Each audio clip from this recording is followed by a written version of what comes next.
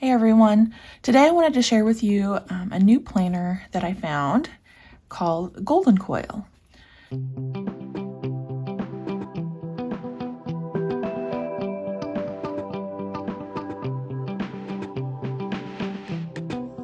This planner is not new to the planner community. I'm just late in finding it, and I was so excited to receive one to share with you guys because it is literally the most customizable planner I've found on the market.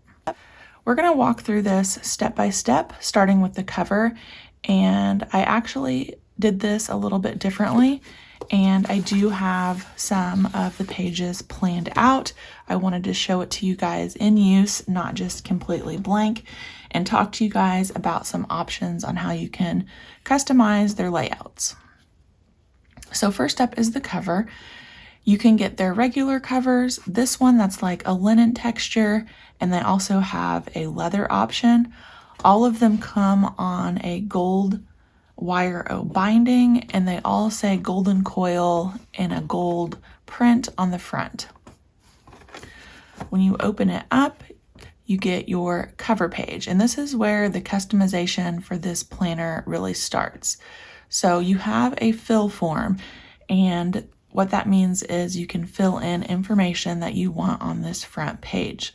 All of them come with the year of the planner.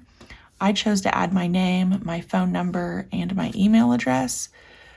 So that's really nice in case you would leave your planner somewhere.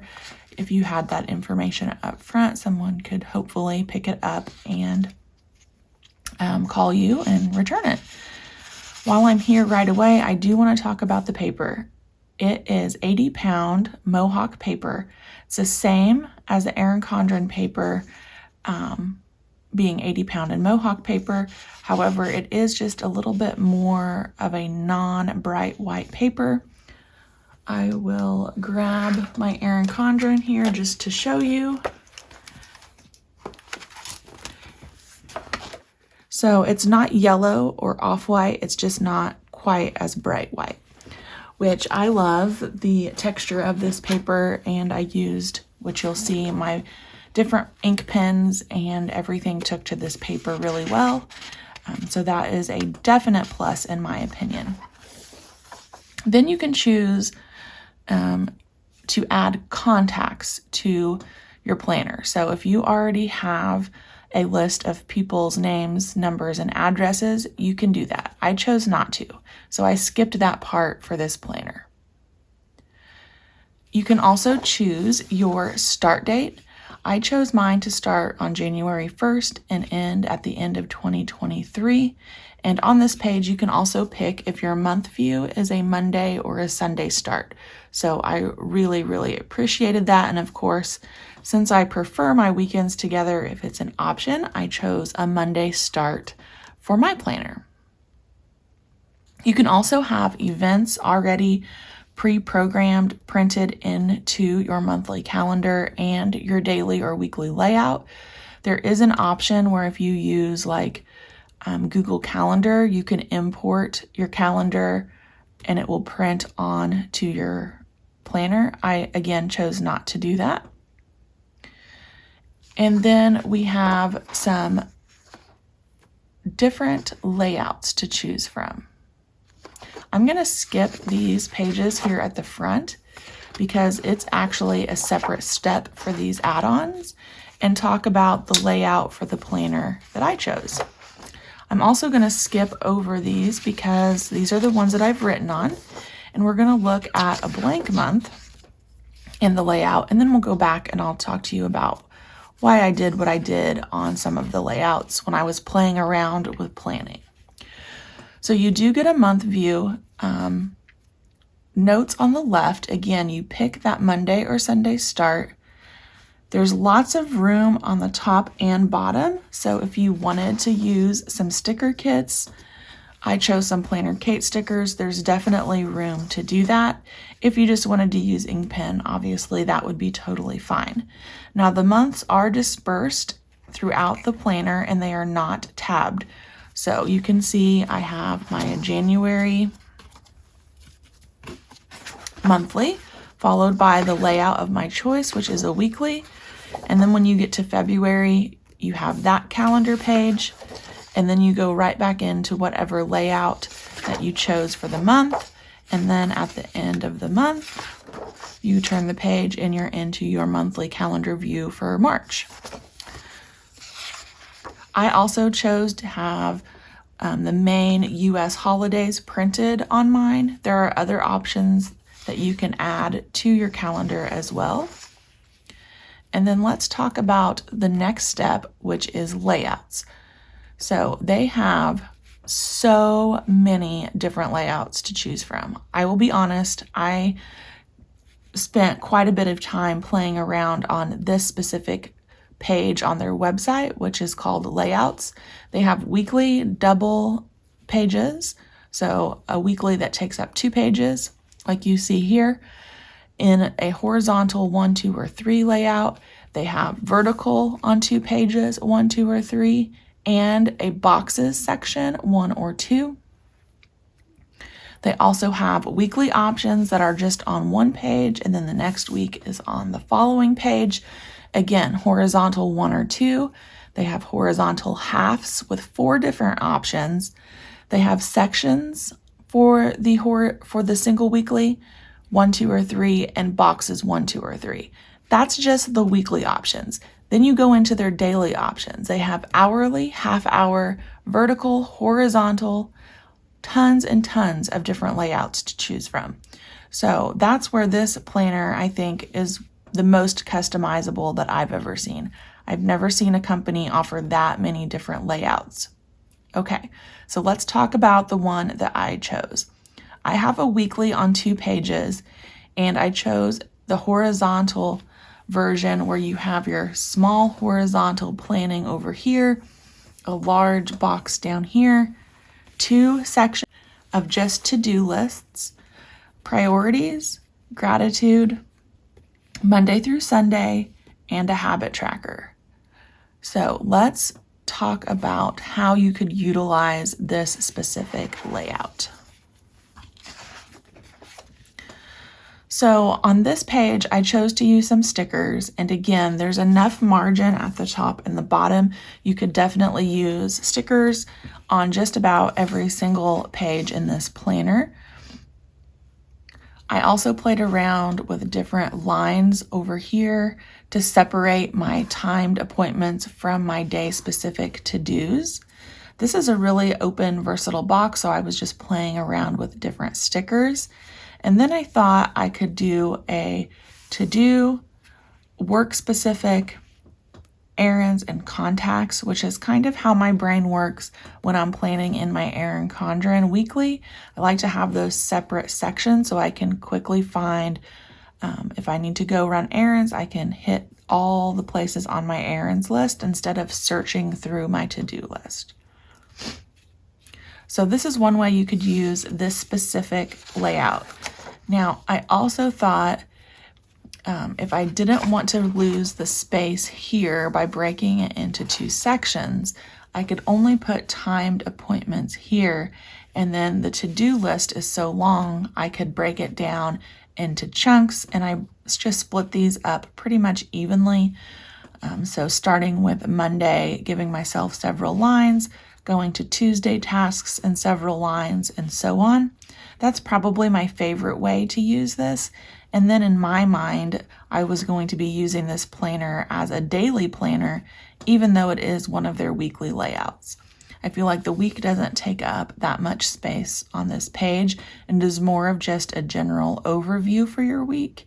And then you could really dig deep each day, having plenty of room for your tasks for the day. So obviously this is a pen only spread. And then I wanted to play around with different ink pens. This was a black ink pen from Cloth and Paper called the Hesu White. And then of course I had to try my favorite Pilot Blue G2.5. This paper holds ink pen beautifully. I talked about that at the beginning. It is 80-pound Mohawk paper and it is not slick. It has a nice tooth to it, which is one of my favorite types of paper to plan on.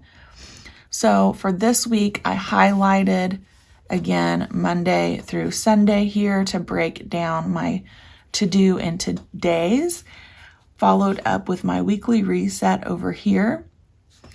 My priorities I used over here for content planning. Over here, I used it just for weekly priorities. Gratitude, I used as is. You could obviously cover this up with a sticker and use this 1 through 4 section as something else. This week, I used the Monday through Sunday section here for meal plans. Over here, I used it for content. And then habit tracker, I used as is. This box is also very versatile, so I didn't use it this week. And then for this week, I did my low and high heart rate, which if you've watched my channel for a while, you might have noticed me talking about some of the health issues I was having. So it was nice to have a place to track my low and high heart rate on my weekly spread. And then I was playing around some more here with a to-do, errands, contact all on one side. And then my plan was to do just this column broken down by day, Monday through Sunday. Again, I had appointments and then day specific to-dos on here. And the nice thing about this box, as you can see, is that it pretty much is the exact same size as a standard Post-it note. It's just a smidge taller. You can see the line here, but that doesn't bother me at all. So if you didn't want to commit to something or you liked the look of a sticky note on here, you could just put the sticky note in that box. All right, that's what I wanted to share with you guys about the layout and how I thought you could customize it even more each week with your ink pen or stickers to really make it work for you. Now let's talk about the last step in customizing this planner, which is called pages. Now, those pages, you can have some of them dispersed each month in your planner. Others you can put at the front or the back of your planner. I chose several and I added them all to the front of my planner. So I did choose this reminders page, which has a list and then the months of the year going across. And then it comes with this checklist page across from the tracker. They also have different year at a glance options that I did not put in this planner. You can also get a month at a glance, a monthly undated. You can also add an undated weekly to each prior to each week starting in your daily planner. They have undated daily pages you can add to your weekly planner, reminders, and addresses. So many different options. That's just a few. I also added this goals section. So you have room for goals, your yearly goals, then it breaks it down by month and week, and then you get 6 of these tracker situations down below to track your specific goals. Those are all of the pages or add-ons that I chose to add to this planner. But again, go look at the website. I think you'll be pleasantly surprised with how many different options you have, as well as where you can place them in your planner to make it really flow for how your brain works and what you need in your planner. Here's a look again at the February monthly and a blank version of the layout that I chose. Now, at the back of the planner, when your planner ends, and again, you choose your end date, so mine ends on the 31st. The back of that page is just plain white. I like to do pen testing on this page before I commit to any of the pages in my actual planning pages. So that's what I did here. You do get a pocket folder. It's one-sided, so the back has nothing. And then the front has, of course, the pocket.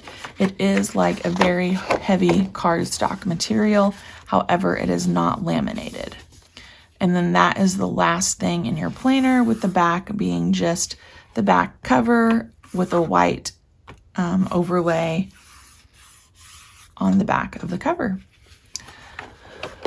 Guys, I had so much fun playing in this planner, and again, it's so customizable, and I just really fell in love with this. So you might see it become my daily planner. I say this in every video.